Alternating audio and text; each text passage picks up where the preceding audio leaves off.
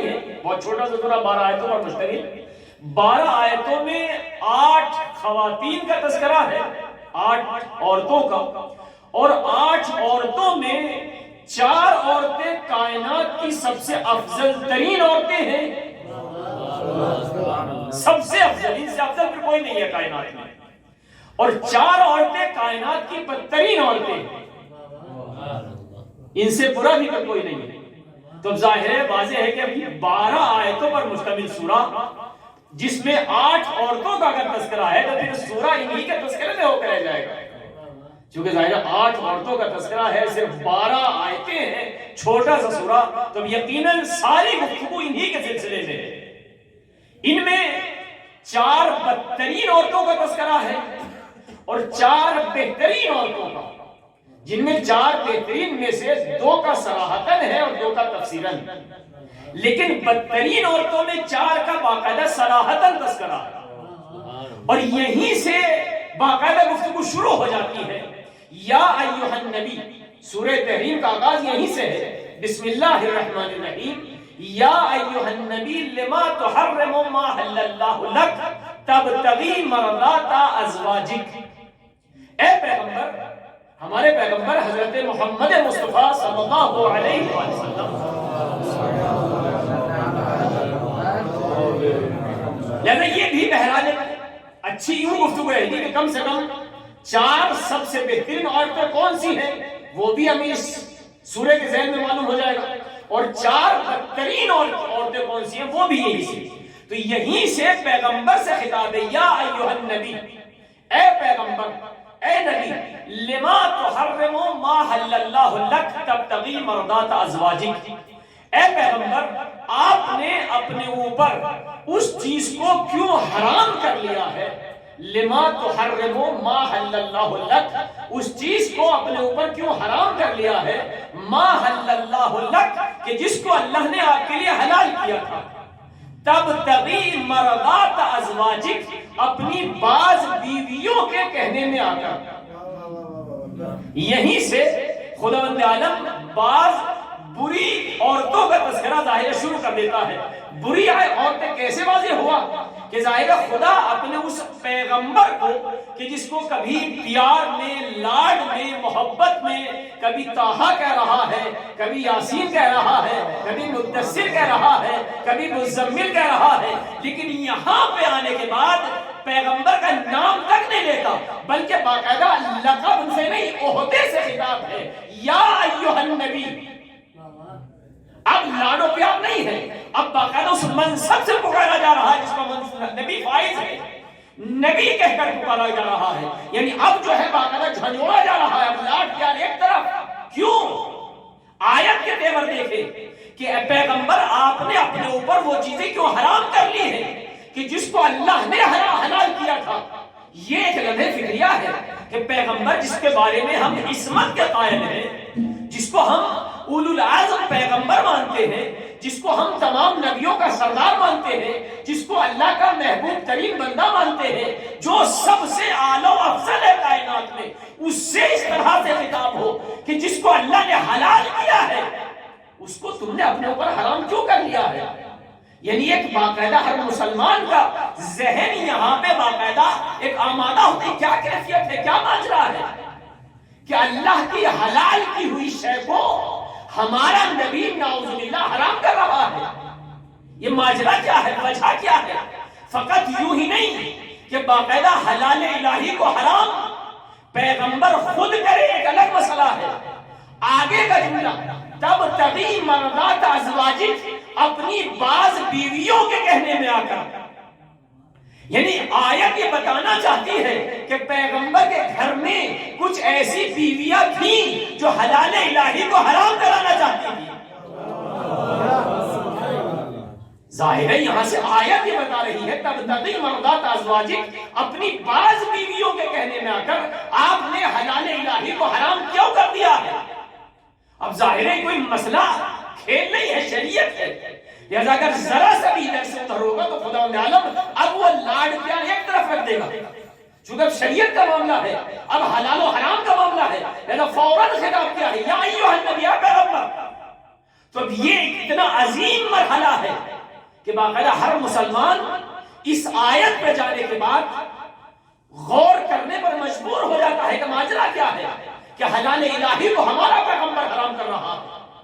تو اب یہاں پر اپنے مفسرین غیر سب نے لکھا ہے، اپنوں میں علی ابن ابراہیم قرمی نے تفسیر عیاشی میں، البرہان میں باقاعدہ کہیں تفسیر سے کہیں اشارتاً، غیروں نے، زمخشری نے تفسیر کشاف میں مفصل واقعہ یہ لکھا ہے کہ پیغمبر اکرم مسجد سے نماز مغرب و عشاء فارغ ہونے کے بعد اپنی ایک بیوی ماریہ قبطیہ کے پاس جانے لگی، اور ماریہ قبطیہ آپ کو شہد کھلانے لگی، شہد کھلانے لگی۔ رسول اکرم کو شہد اچھا لگا، آپ مسلسل اب وہیں جانے لگے، جب بھی نماز سے فارغ ہوئے ماریہ قبطیہ کے پاس، ماریہ قبطیہ شہد کھلا دیتی تھی، شہد کی وجہ سے پیغمبر۔ تو اب یہاں جو مفسرین، خود زمخشری نے تفسیر کشاف میں مفصل لکھا کہ پیغمبر اکرم کے اس کام سے پیغمبر کی 2 بیویوں کو برا لگا۔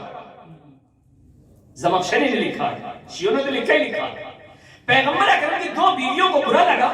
انہوں نے یہ اجماع کیا، جملہ اسی کا ہے، فاجمعا، باقاعدہ اجماع کیا کہ اب جب پیغمبر آئیں گے تو پیغمبر سے ہم منہ پھیر دیں گے اور کہیں گے کہ آپ کے دہن مبارک سے مغافیر کی بدبو آ رہی ہے۔ پیغمبر اکرم، اب جب پیغمبر اکرم تشریف لائے اور ان میں سے جس کا بھی نمبر رہا ہو یا جس کے پاس سے گزرے ہو، تو اس نے فوراً پیغمبر سے منہ پھیرا، اور منہ پھیرنے کے بعد کہا کہ حضور آپ کے دہن مبارک سے مغافیر کی بدبو آ رہی ہے، پیغمبر سے اور بدبو۔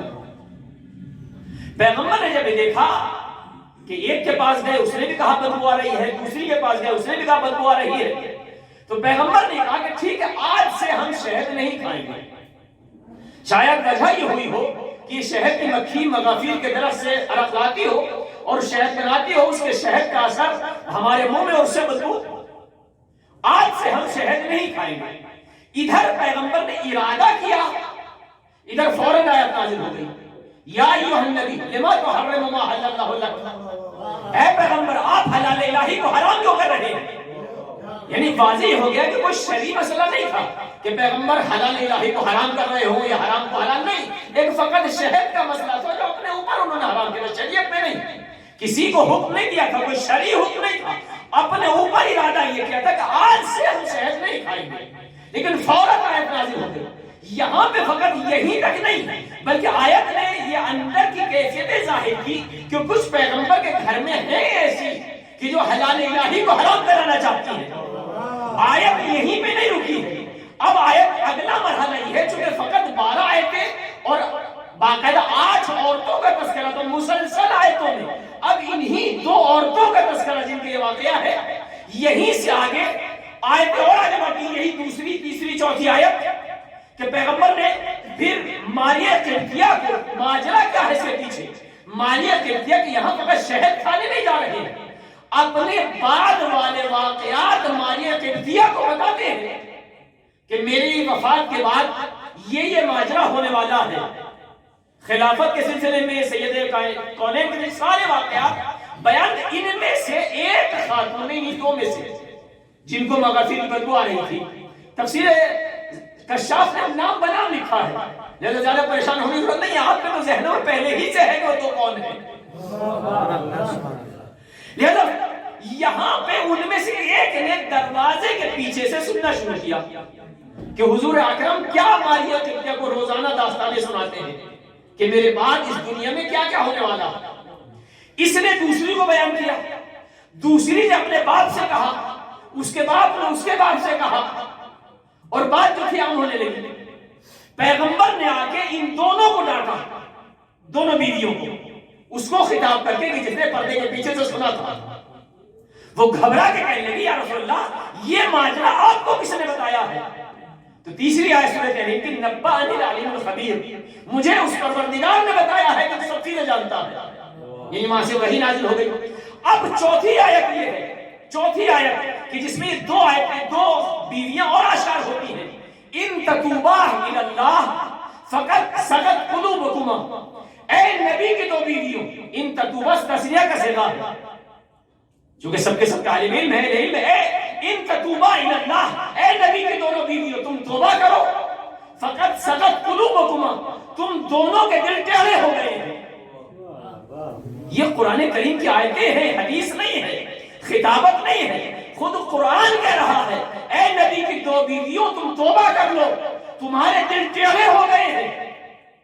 یہاں پر رکنے کے بعد پہلے تو ان کو بدغفیر کی بدبو آئی تھی، وہی ایک معمہ تھا کہ پیغمبر اکرم کی ذات گرامی سے جو باقاعدہ نورانی مخلوق ہے اس کے بدن سے بدبو کا آنا، جبکہ واضح ہے ہمارے یہاں جو ہمارے معاشرے میں دعائیں پڑھی جاتی ہیں، عظیم ترین دعا ہے حدیث شریف قصہ۔ حدیث قصہ میں ہم کیا پڑھتے ہیں؟ حضرت امام حسن آئے ہیں، آنے کے بعد کا انی اشم عندک رائحۃ طیبہ، مادر گرامی میں خوشبو محسوس کر رہا ہوں۔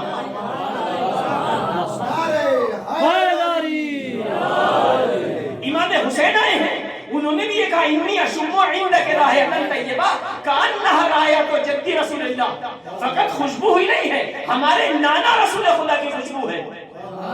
امیر المومنین آئے ہیں، انہوں نے بھی یہی کہا انی اشم عندک رائحۃ طیبہ کأنها رائحۃ اخی وابن عمی، گویا میں اپنے چچا زاد بھائی کی خوشبو محسوس کر رہا ہوں۔ تو اب یہ کیا وجہ ہے کہ ایک ذات ہے، اسی ایک ذات میں کچھ کو خوشبو آ رہی ہے، کچھ کو بدبو آ رہی ہے۔ رسول کی ذات ہے، اگر فاطمہ کے گھر میں آتے ہیں تو فاطمہ کو خوشبو آ رہی ہے، علی کو خوشبو آ رہی ہے، حسن کو خوشبو آ رہی ہے، حسین کو خوشبو آ رہی ہے۔ رسول اپنے گھر میں جاتے ہیں تو رسول کی دو بیویوں کو بدبو آ رہی ہے۔ پھول ایک ہے، ذات ایک ہے، اس میں دو طرح کی بو کیسی ہے؟ اس لیے کہ نعوذ باللہ اگر رسول کے بدن میں بدبو ہے نعوذ باللہ تو پھر سب کو آنی چاہیے۔ اگر خوشبو ہے کہ ہے، اس لیے کہ امام حسن جھوٹ نہیں کہہ سکتے، امام حسین جھوٹ نہیں کہہ سکتے۔ مول کانہا رائحۃ جدی رسول اللہ، انی اشم عندک رائحۃ طیبہ، رائحہ نہیں رائحۃ طیبہ، خوشبو آ رہی ہے۔ تو اگر خوشبو ہے تو پھر ان کو بدبو کیوں آ رہی ہے؟ اگر بدبو ہے تو ادھر خوشبو کیوں ہے؟ ذات ایک ہے، رسول کی ذات ہے، کوئی عام آدمی بھی نہیں ہے۔ ایک ذات میں سے کچھ کو خوشبو آتی ہے، کچھ کو بدبو۔ فلسفہ بہت آسان ہے، بہت واضح ہے۔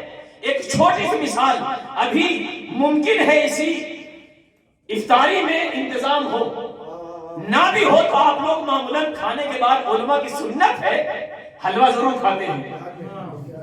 حلوہ بذات ہی میٹھا ہوتا ہے، اسی لیے کھاتے بھی ہیں، بذات ہی حلوہ میٹھا ہوتا ہے۔ لیکن یہی حلوہ اگر کسی مریض کو کھلا دیا جائے تو چونکہ اس کا ذائقہ کڑوا ہے تو میٹھا حلوہ بھی کڑوا محسوس ہوگا۔ یہی سے معمہ واضح ہے کہ رسول اکرم کی ذات ایک ہے، خوشبو ایک ہے، لیکن ان کو خوشبو ہے، ان کو بدبو ہے۔ وجہ یہ ہے کہ اگر انسان صحیح و سالم ہو تو اس کا ذائقہ بھی وہی جواب دیتا ہے جو ہوتا ہے۔ اگر صحیح ہے تو حلوہ میٹھا ہے تو میٹھا لگے گا، اگر مریض ہے تو حلوہ کڑوا محسوس ہوگا۔ یہ آیت تطہیر کے مزاج ہیں، پاک و پاکیزہ ہیں، قوت شامہ سالم ہے تو ان کو خوشبو آ رہی ہے، ادھر وہ بغض و حسد کی مریض ہے، رسول جاتے ہیں تو ان کو بدبو محسوس ہوگا۔ صلوات دیتے محمد و آل محمد۔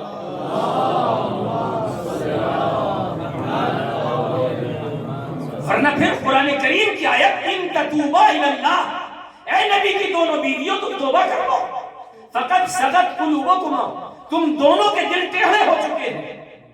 اس سغت قلوبکما کی تفسیر جلالین جو دیوبند میں پڑھائی جاتی ہے، دارالعلوم دیوبند درسی کتاب ہے تفسیر جلالین، اس میں لکھا ہے اس آیت کی تفسیر میں اے انحرفت قلوبکما عن النبوہ، اے نبی کی دونوں بیویوں تمہارے دل نبوت سے ٹیڑھے ہو گئے ہیں۔ انحرفت قلوبکما، تمہارے دونوں کے دل نبوت سے منحرف ہو گئے ہیں۔ خود لکھ رہے ہیں، تفسیر کشاف، تفسیر جلالین، سب انہی کی تفسیریں ہیں۔ خود تمہارے دل نبوت سے ٹیڑھے ہو گئے، نبوت سے منحرف، جبکہ پوری امت مسلمہ کا متفق علیہ فیصلہ ہے کہ اگر کوئی توحید سے منحرف ہو تو اس کو مشرک کہتے ہیں، کوئی ولایت سے منحرف ہو تو منافق کہتے ہیں، لیکن کوئی اگر نبوت سے منحرف ہو تو کافر کہا جاتا ہے۔ تفسیر جلالین نے لکھا اے ان حرفت قلوبکما عن النبوہ فقد سقط قلوبکما کی تفسیر یہ ہے تمہارے دل ٹیڑھے ہو گئے ہیں، یعنی تمہارے دل نبوت سے منحرف ہو گئے ہیں۔ تو گویا خود لکھنا چاہ رہے ہیں اے نبی کی دونوں بیویوں تم دونوں کافر ہو چکی ہو۔ اور اب ظاہر ہے کہ جس کو قرآن کافر کہے اس کو کون مسلمان بنا سکتا ہے؟ یہاں پہ کہتے ہیں کہ جناب ان تتوبہ آیت آئی تھے نبی کی بیویوں توبہ کر لو، تفصیل بہت مفصل ہے۔ تو یہ وہیں پہ کہتے ہیں کہ انہوں نے توبہ کر لی، انہوں نے چونکہ آیت آ گئی ان تتوبہ اگر تم توبہ کر لو، توبہ کر لی۔ حالانکہ یہ بھی تاریخ آپ کے سامنے ہے کہ یہ سورہ مدنی ہے اور رسول کے آخری ایام میں تقریباً نازل ہوا، چونکہ ماریہ قبطیہ اور یہ سارے واقعات آخری ایام کے۔ اس کے بعد یہاں پہ تو قرآن کہہ رہا ہے تم دونوں کافر ہو۔ سن 35 ہجری میں جنگ جمل، پھر کافر ہیں۔ پھر 50 ہجری میں امام حسن کے ساتھ جو واقعہ پیش آیا ہے، آپ کے جنازے پہ تیر، وہ بھی انہی کی طرف سے، اور پھر انہی اسی سال میں یہ دنیا سے چلی گئی۔ تو اب یہ کہ توبہ کب کی ہے؟ سن 11 ہجری میں، سن 10 ہجری میں سورہ کا نزول ہے، 35 میں جنگ جمل ہے، 50 ہجری میں وہ واقعہ ہے۔ بہرحال گفتگو یہ ہے کہ یہ 8 عورتوں کا تذکرہ، ان میں 2 عورتوں کا تو یہ ہے، اس کے بعد میں مسلسل ہے، لیکن چونکہ وقت دامن میں گنجائش نہیں، 2 اور عورتیں جن کو باقاعدہ بروں میں شمار کیا گیا ہے۔ اسی سورہ کی پھر 10ویں آیت ضرب اللہ مثلا للذین کفروا امرأۃ نوح و امرأۃ لوط۔ اسی سورہ میں کیا سورہ تحریم میں صرف 12 آیتیں ہیں، 12 آیتوں میں 4 بری عورتوں کا تذکرہ اور 4 اچھی کا تذکرہ۔ ان بری میں 2 یہ بری، امرأۃ نوح امرأۃ لوط، نوح کی بیوی لوط کی بیوی۔ فقط کیا وجہ ہے؟ آگے اگر آیتوں میں دقت کریں، ہم نے 6-7 آیتیں چھوڑ دی ہیں، ورنہ ہر آیت کے ہر لفظ میں باقاعدہ لطیف اشارے ہیں، چونکہ وقت نہیں ہے۔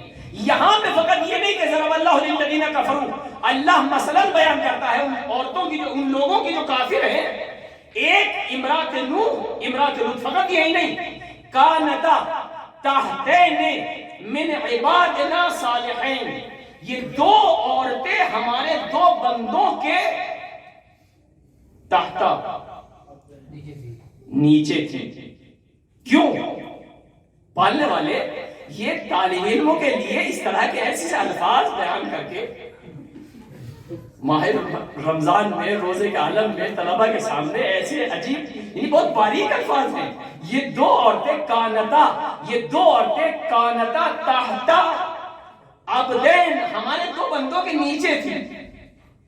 فلسفہ کیا ہے؟ بہت عظیم امیر گفتگو ہے ساری۔ وجہ یہ ہے کہ آج امت مسلمہ کو اگر آپ پکڑیں تو امت مسلمہ پلٹ کے تمہارے عقیدے کو جھنجھوڑتی ہے۔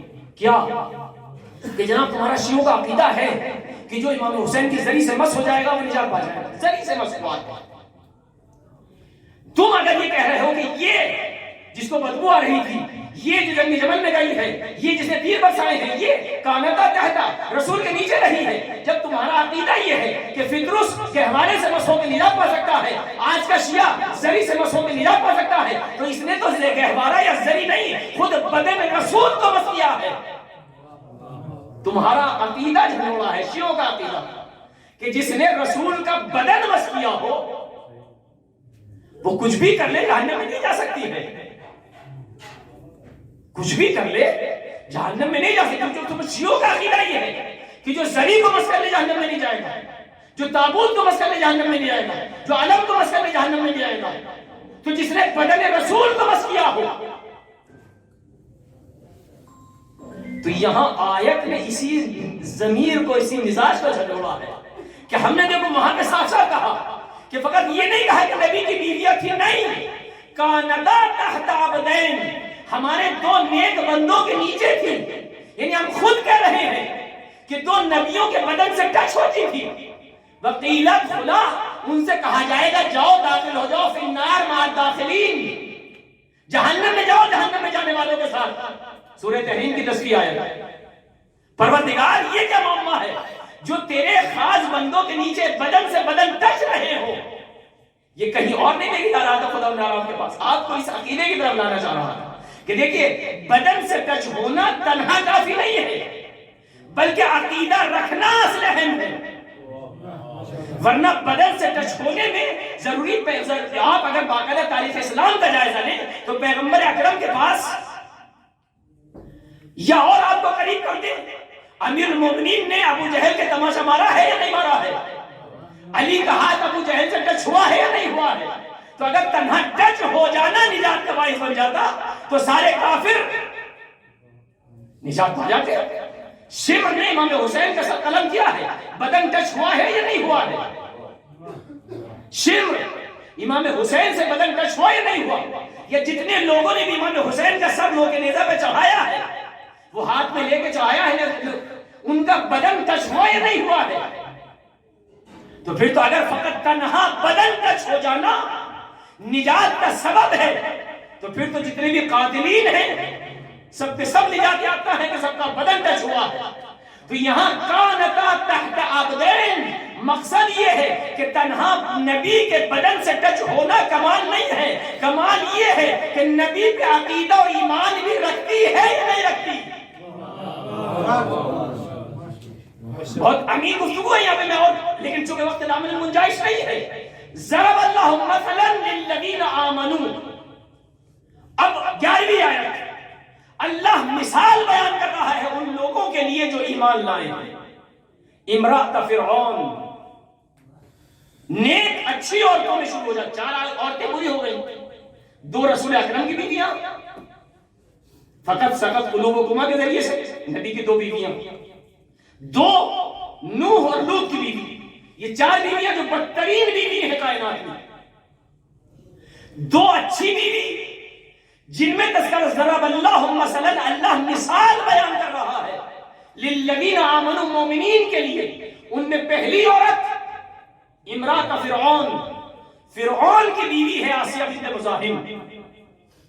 دوسری آیت مریم بنت عمران، جناب مریم، اور آقا کے دونوں آیتیں 11ویں اور 12ویں مفصل ان کی توصیف میں. اسی کے ذیل میں پھر ہمارے پیغمبر اکرم حضرت محمد مصطفیٰ صلی اللہ علیہ وسلم